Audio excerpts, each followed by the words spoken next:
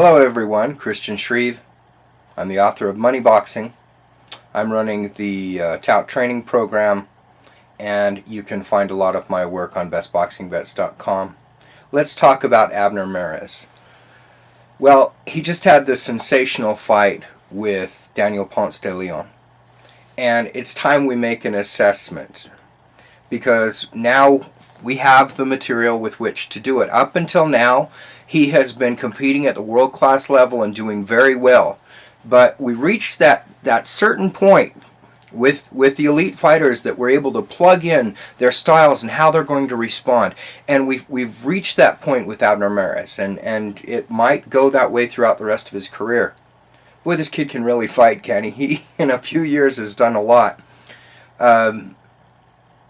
When Oscar de la Hoya and people like that compare him with Salvador Sanchez and people like that, is that premature? Of course it is. Is that hyperbole? Of course it is. Is it completely unrealistic? No. He could develop. Now, what we learned from his fight with Daniel Ponce de Leon is that this guy is going to trade.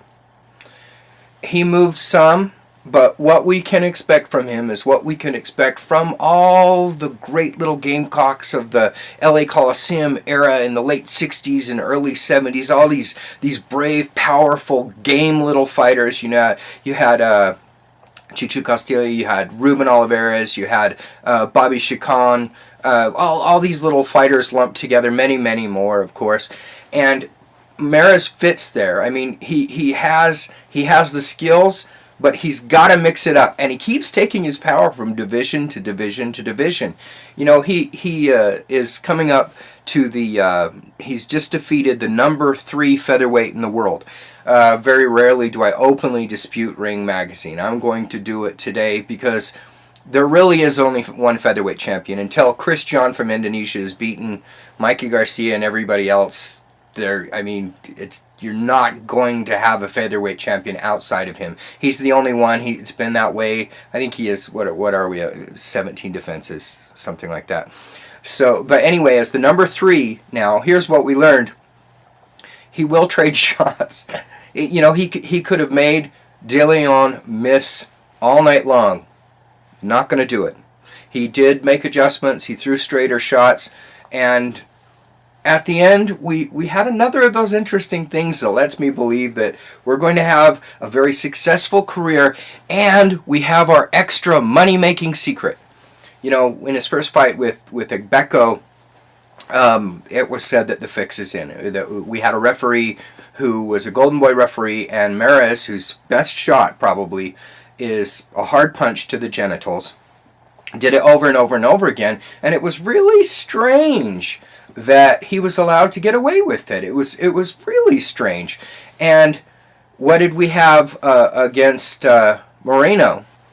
Well, he was in a close fight that he appeared to win by not much, but the scorecards were one-sided in his favor. Now, regular fight fans get mad, but boxing bet predictors, we look at that and we say, okay, close fight, all 3 judges, normally you get 1. If there's an arranged decision, you get 1 who's going to go your way completely.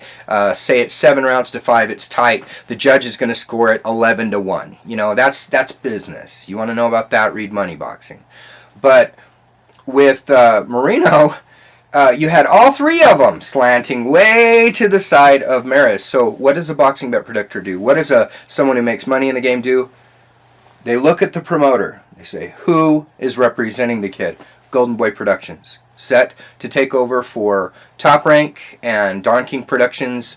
It's a big deal. And what did we have in this one? Well, a very hard punch dropped De Leon. He got up.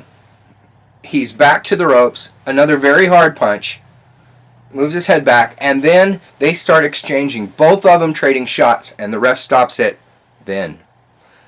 Now, I'm not saying the ref is in on the fix with this one, but I'm beginning to see a trend. So my opinion is, if we're looking at an even fight in the future, say he wants to fight a top titleist like Mikey Garcia, or he wants to fight the real champion Chris John, and he's willing to make that happen,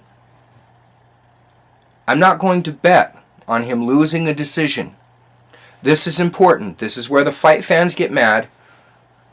and the Sharpies get paid. So you're not looking for him to lose a decision to anyone. And once you realize that, you can sit back and you can appreciate the gifts of this marvelously entertaining puncher boxer who they're calling a boxer puncher right now. That's my take on things. Let me know what you think. Christian Shreve, bestboxingbets.com.